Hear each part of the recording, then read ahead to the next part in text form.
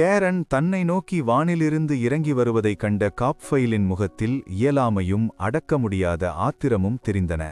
போரின் ஆரம்பத்திலேயே அந்த நெருப்புப்பந்து தாக்குதலால் அவர் பலத்த காயமடையாமல் இருந்திருந்தால் இந்த போரின் முடிவே வேறாக இருந்திருக்கும். ஆனால் இப்போது வருந்துவதில் பயனேதுமில்லை.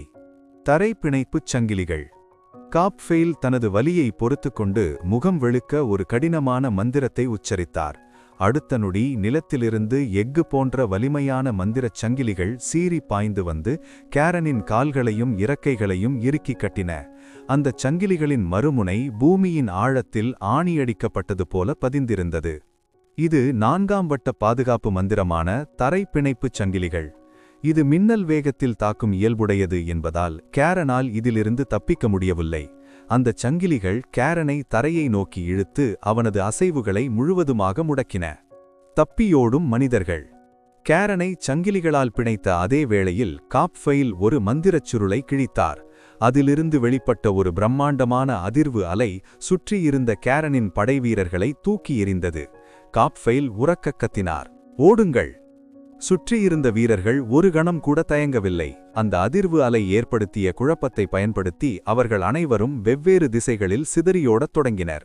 கேரன் சங்கிலிகளால் பிணைக்கப்பட்டிருந்த அந்த சில நொடிகள் அவர்கள் தப்பிப்பதற்கான கடைசி வாய்ப்பாக அமைந்தது. தன்னை கட்டியிருந்த சங்கிலிகளை பார்த்த கேரன் அலட்சியமாக தனது தலையை அசைத்தான். அவன் தனது டிராகன் நகங்களால் அந்த சங்கிலிகளை பிடித்து தனது முழு பலத்துடன் இழுத்தான். உலோகம் நெழியும் அந்த அருவருப்பான சத்தம் போர்க்களம் எங்கும் எதிரொலித்தது. கேரனின் அசுர பலத்திற்கு முன்னால் அந்த மந்திரச் சங்கிலிகள் நீட்சியடைந்து இறுதியில் சுக்குநூறாக உடைந்து சிதறின. அவை தனிம ஆற்றலாக மாறி பனிப்புயலில் கரைந்து போயின. டிராகனின் வினா. கேரன் தனது ஆழ்ந்த குரலில் உலக புதுமொழியில் பேசினான். "சொல், நீங்கள் எதற்காக இங்கு வந்தீர்கள்?" ஒரு வெள்ளை டிராகன் பேசுவதை கேட்டு காப்ஃபெயில் ஒரு கணம் திகைத்தார். பின் ஏளனமாக சிரித்துக்கொண்டே கூறினார், "தெரிந்து கொள்ள வேண்டுமா? போய் உனது டிராகன் கடவுளான தியாமிட்டிடமே கேட்டுக்கொள். கீழ்த்தரமான வெட்கமற்ற டிராகனே, ஒரு நாள் நீங்கள் அனைவரும் இந்த நோவா கண்டத்திலிருந்தே முற்றிலும் அழிந்து போவீர்கள்." வீணான தாக்குதல். காப்ஃபெயில் பேசிக்கொண்டிருக்கும் போதே பல வெடிக்கும் மந்திர முத்திரைகளை கேரனை நோக்கி ஏவினார். கேரன் தனது நகங்களை வீசி அவற்றை நடுவானிலேயே அழித்தான். அவனது நகங்களில் ஒரு சிறு கீறல் கூட விழவில்லை. அவனது தற்காப்புத் திறன் அந்த உறைபனி புலியை விட பல மடங்கு வலிமையானது. மரணத்தின் நிழல். கேரனின் முகத்தில் எந்த மாற்றமும் இல்லை. அவன் இனியும் பேசி நேரத்தை வீணடிக்க விரும்பவில்லை. அவன் தனது வாயை சற்று திறந்தான். ஒன்றோடொன்று பிணைந்திருந்த அவனது கூர்மையான பற்கள் தெரிந்தன. அவன் தனது தலையை நேராக காப்ஃபெயிலை நோக்கி திருப்பினான். அவனது வாய்க்குள் நீல நிற பனிமூச்சு டிராகன் பிரெத் தென்படவில்லை. இருப்பினும் ஒரு மந்திரவாதிக்கே உரிய உள்ளுணர்வு காப்ஃபெயிலுக்கு ஒரு பயங்கரமான ஆபத்து நெருங்குவதை எச்சரித்தது. கேரனிடமிருந்து ஒரு பயங்கரமான ஆபத்து வருவதை காப்ஃபெயில் உணர்ந்தார். ஆனால் அது என்னவென்று அவரால் சரியாக கணிக்க முடியவில்லை.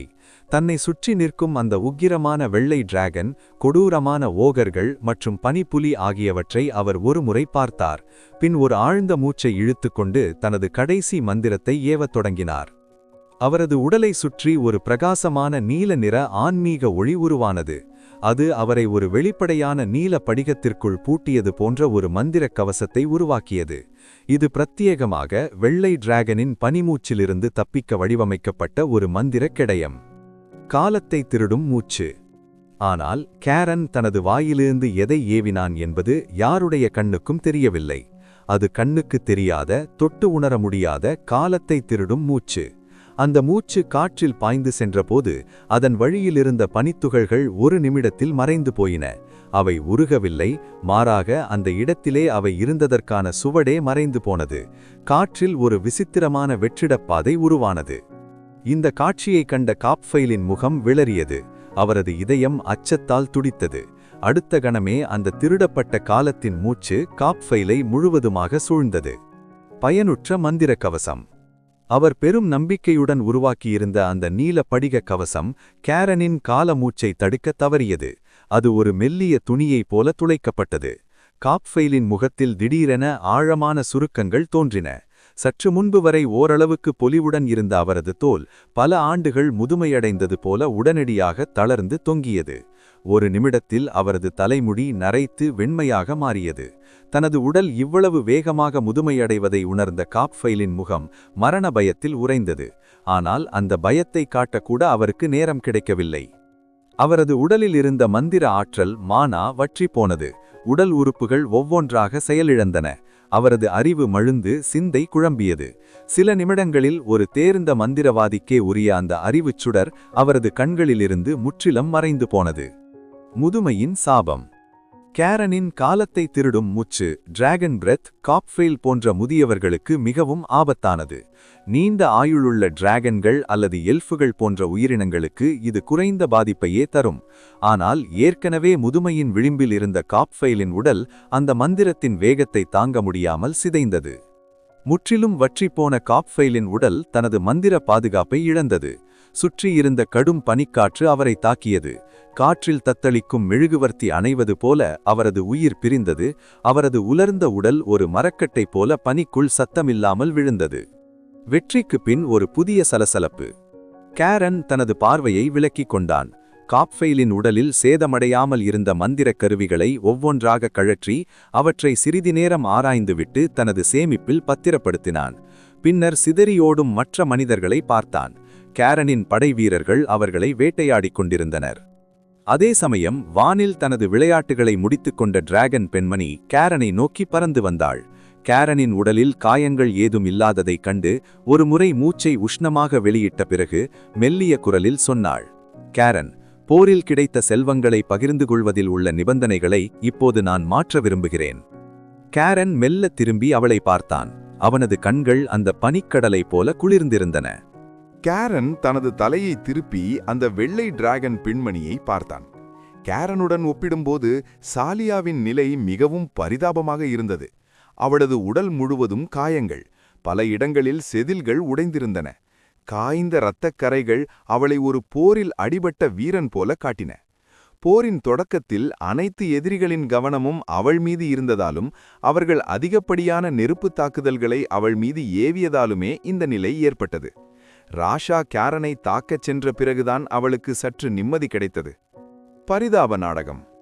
நீ எப்படி மாற்ற விரும்புகிறாய் என்று கேரன் அமைதியாக கேட்டான். சாலியா தனது தலையை சாய்த்து ஒரு கணம் யோசித்தாள். பின் தனது உடலில் இருந்த பல காயங்களை சுட்டிக்காட்டி, என்னை பார், அப்புறம் உன்னை பார் என்றாள்.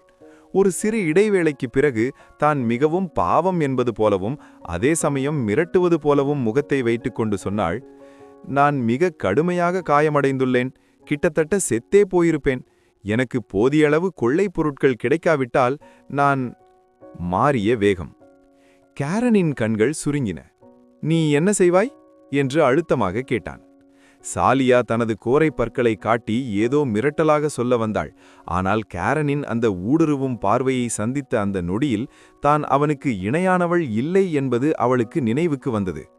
போர்க்களத்தில் கேரன் காட்டிய அந்த அசுரத்தனமான வித்தைகளை யோசித்தபோது அவனுக்கும் தனக்கும் இடையிலான இடைவெளி மலைக்கும் மடுவுக்கும் உள்ள வித்தியாசம் போல இருப்பதை அவள் உணர்ந்தாள்.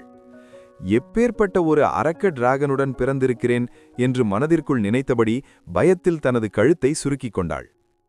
அடுத்த முறை நீ என்னை கூப்பிட்டால் நான் வரமாட்டேன் என்று மிகவும் தயக்கத்துடன் முணுமுணுத்தபடி கூறினாள். தனது மிரட்டல் பலிக்காது என்பதை உணர்ந்த சாலியா உடனடியாக தனது பேச்சை மாற்றிக்கொண்டாள். மெதுவான குரலில், பார், நான் நிஜமாகவே நிறைய காயமடைந்துள்ளேன். நான் முன்னணியில் நின்று போரிட்டதால்தான் உன் மீதான பல தாக்குதல்களை என்னால் தடுக்க முடிந்தது. வெறும் வெற்றி கணக்கை மட்டும் பார்த்தால் உன்னையும் உன் படைகளை விட நான் குறைவாக இருக்கலாம். ஆனால் ஒரு தீய டிராகனாக நான் எனது முழு உழைப்பையும் கொடுத்திருக்கிறேன் என்றாள். சாலியாவின் இந்த வாதம் கேரனை வியப்பளிக்கும் வகையின் நியாயமாக இருந்தது. கேரனின் மந்திர தாக்குதல்கள் மிகவும் துல்லியமானவை. அவனது நெருப்பு பந்துகளால் பல கவச வீரர்கள் நொடியில் மடிந்தனர். முந்தைய ஒப்பந்தப்படி பார்த்தால் சாலியாவுக்கு கிடைக்கும் பங்கு மிக குறைவாகவே இருக்கும். கேரனின் புதிய சலுகை. சாலியாவின் ஏக்கமான பார்வையை சந்தித்த கேரன் சற்று யோசித்து தலையசைத்தான். சரி, இந்த மனித வீரர்களிடமிருந்து கைப்பற்றப்பட்ட மந்திர கருவிகளில் பாதியை நீ எடுத்துக்கொள். ஆனால் அனைத்து மந்திர ரத்தினங்களும் எனக்கே சொந்தம் என்று அறிவித்தான். பயன்படுத்த கடினமான பெரிய அளவு சாதாரண மந்திர பொருட்களை விட சிறிய மற்றும் அதிக ஆற்றல் கொண்ட மந்திர ரத்தினங்களையே கேரன் அதிகம் விரும்பினான். சாலியாவின் இந்த நிபந்தனையை கேட்ட சாலியாவின் முகத்தில் தயக்கம் தெரிந்தது. கேரனுக்கு ரத்தினங்கள் என்றால் எவ்வளவு இஷ்டமோ அதே அளவு சாலியாவுக்கும் அவை பிடிக்கும். சாலியா சில மந்திரவாதிகளை கொன்றிருந்தாள், அவளிடமும் சில ரத்தினங்கள் இருந்தன. ஆனால் கேரனிடம் இருக்கும் அந்த பெரும் பொக்கிஷத்தோடு ஒப்பிடும்போது அவை மிகச் சொற்பமே. சில சொடிகள் தனது மனதிற்குள் பெரும் போராட்டமே நடத்திய சாலியா, அந்த வெள்ளை டிராகன் பெண்மணி மிகவும் தயக்கத்துடன் கேட்டாள், எனக்கு கொஞ்சம் குறைவான மந்திர ரத்தினங்களை கொடுக்க முடியுமா? சில மட்டும் போதும். அடுத்த முறை உனக்கு ஏதேனும் உதவி தேவைப்பட்டால் என்னிடம் வா, நான் மறுக்க மாட்டேன். சாலியா இவ்வளவு கவனமாகவும் மரியாதையாகவும் கேட்கதை கண்ட கேரனுக்கு மனநிலை சற்று மகிழ்ச்சியானது.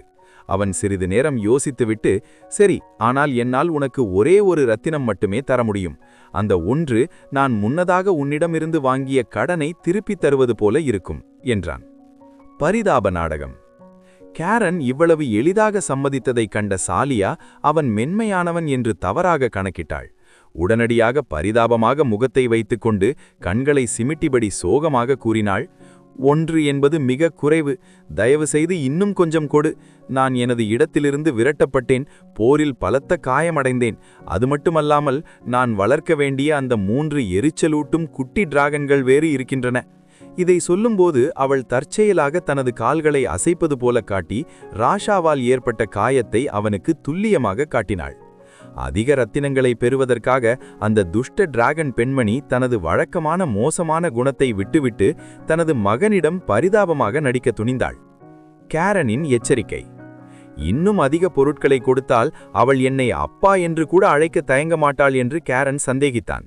அவளது நடிப்பு எல்லை மீறுவதைக் கண்ட கேரன் உடனடியாக அவளை தடுத்தான். நிறுத்து, நீ இன்னும் ஒரு வார்த்தை பேசினால் நான் தருவதாக சொன்ன அந்த ஒரு ரத்தினத்தையும் தரமாட்டேன் என்று கத்தினான். கேரனின் இந்த கடுமையான குரலை கேட்டதும் சாலியா உடனடியாக தனது பேச்சை நிறுத்தி அமைதியானாள். கேரன் அவளை கண்டித்த அடுத்த நொடியில் அந்த வெள்ளை டிராகன் பெண்மணியின் முகம் அப்படியே மாறியது. சற்று முன்னர் வரை தெரிந்த அந்த பரிதாப தோற்றம் மறைந்து கோபம் கொப்பளிக்க அவள் சொன்னாள், கேரன், நீ ஒரு இதயமே இல்லாத பேராசை பிடித்த டிராகன். நான் மட்டும் இல்லையென்றால் நீ இந்த உலகத்திலேயே பிறந்திருக்க மாட்டாய் என்றாள். கேரனின் முகம் கடுகடுவென மாறியது. அவன் தனது டிராகன் நகங்களை லேசாக அசைத்ததைக் கண்ட சாலியா ஆபத்தை உணர்ந்து உடனடியாக தனது சிறகுகளை விரித்தாள். கேரன் தருவதாக சொன்ன அந்த பங்குகளை சேகரிப்பதற்காக அவனிடமிருந்து தூரமாக பறந்து சென்றாள். போர்க்களத்தின் எஞ்சிய பகுதிகள். வானத்திலிருந்து அன்னப்பறவையின் இறகுகள் போல பனி கொட்டி கொண்டிருந்தது. அது கீழே சிந்தி கிடந்த அடர் சிவப்பு இரத்தத்தை மெல்ல மெல்ல மூடி மறைத்தது. இதனிடையில் தப்பியோடிய எதிரிகளை துரத்திச் சென்ற கேரனின் படை வீரர்கள் ஒவ்வொருவராக திரும்பத் தொடங்கினர். இரத்தம் படிந்த கருப்பு மத்தியலை ஏந்தியபடி முன்னே வந்த யூகா ஷபோக் கேரனிடம் ஒரு செய்தியை தெரிவித்தான். எஜமானரே, சில மந்திரவாதிகள் ஏதோ ஒரு விசித்திரமான மந்திரத்தை பயன்படுத்தி திடீரென மறைந்துவிட்டனர். நாம் இந்த பகுதியை மீண்டும் தேட வேண்டுமா? கேரன் நிதானமாக தலையசைத்து சொன்னான். அவர்கள் மிகவும் கண்ணுக்கு தெரியாத மந்திரத்தை அல்லது அதுபோன்ற ஏதேனும் ஒன்றை பயன்படுத்தி இருக்கலாம்.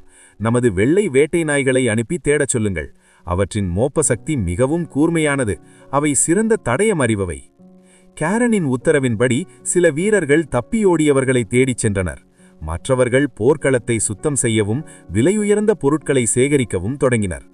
தனிமையில் கேரன் அங்கிருந்து பறந்து சென்று ஒரு பனி படர்ந்த மலைச்சிகரத்தின் உச்சியில் அமர்ந்து தனது சிறகுகளை மடித்துக்கொண்டு அமைதியாக அந்த போர்க்களத்தை பார்த்து கொண்டிருந்தான்.